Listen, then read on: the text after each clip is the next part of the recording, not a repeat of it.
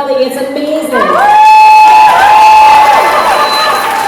the second thing I want to mention is there's one person who couldn't be here today, but I want to tell you, if he could, he sure as hell would, and that is MPP Saul Mamakwa, the deputy leader of the NDP in Ontario.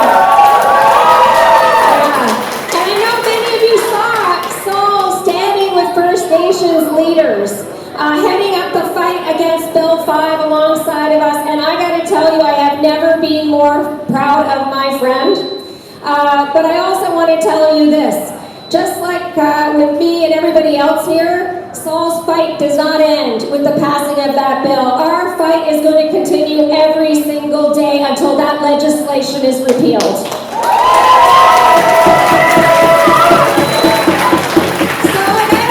I don't think I need to tell you why we're here today. We know it. But just because my other colleagues have mentioned it already, I want to remind you what we're up against, right? We're up against legislation that was pushed through without proper consultation or hearings. And this is legislation that is going to create no law zones wherever the government wants to put them.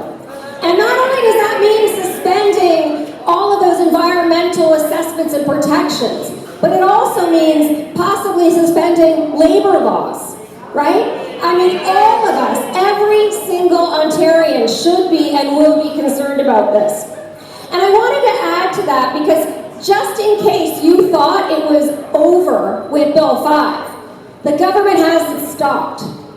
Environment Minister Todd McCarthy sent a letter alongside his colleague, the Environment Minister in Alberta. You gotta know, like, those guys are gonna be friends.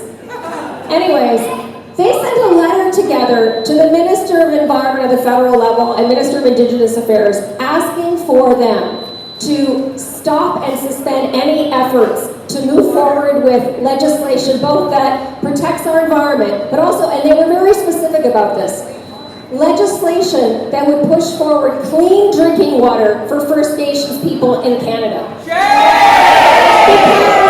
Because get this, because it, quote, undermines project development. It gets in the way of progress. Can you believe it? It gets in the way of progress.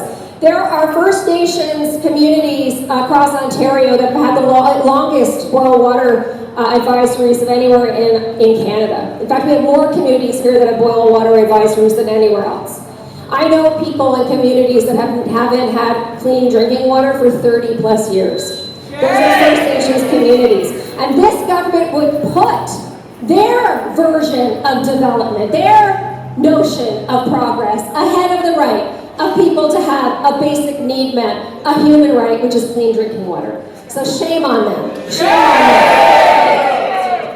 them. I wanted to mention to you as well what I'm doing. I've been around the province. I already even out, like I'm getting a lot of feedback. Eh? Do you hear that? Is it bad? You can take it. All right. So last week I was in Windsor, standing with worker people there and meeting with folks to talk about Bill 5.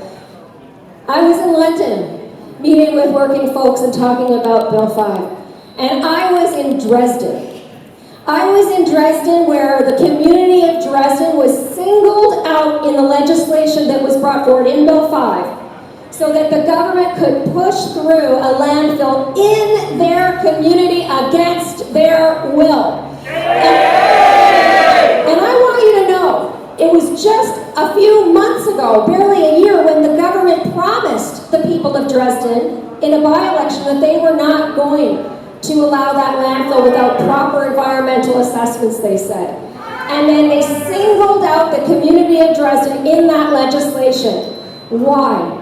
It might have something to do with the fact that the company that owns that landfill, York One, has given lots of money to the Conservative Party over the last few months. Lots of money. So I want you to know what I said to the people of Dresden. And there were folks there were First Nations folks, there were farmers, there were people who have lived there for generations, there were young families, there were environmentalists, there were a lot of people who care a lot about turtles. And I want to tell you, you want to live here, you love turtles, right? Anyway, this was a community organized, it is a small community, many of you will know that. and it was a community that came together to oppose the landfill. And I want you to know what I said to them. I said, Dresden, you may feel sometimes like you are very alone, but you are the canary in the coal mine. You are the canary in the coal mine, and every one of us across Ontario who are opposed to Bill 5, we will stand with you